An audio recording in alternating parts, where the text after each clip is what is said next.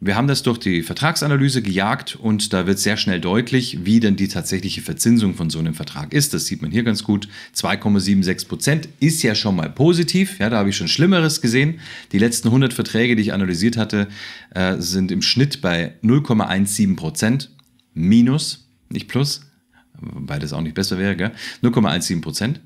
Verzinsung ist positiv, aber, und das ist das große Aber, die hinterlegte Fondsperformance, das ist eine fondgebundene Versicherung, lag historisch, also nicht historisch, sondern seit Beginn bei 8,27% pro Jahr. Also die Fonds, die da drin waren, haben sich so entwickelt. Wo sind denn die anderen 6% oder 5,5%? Wenn er es direkt in die Fonds investiert hätte, es waren keine schlechten Fonds, hätte er jetzt 26.000 Euro und nicht 19. Das heißt, hier fehlen 7.000 Euro. Wo sind die hin? Da ist kein Lebensversicherungsschutz, keine BU, kein gar nichts drin, was da kosten könnte. Irgendwo ist das hin.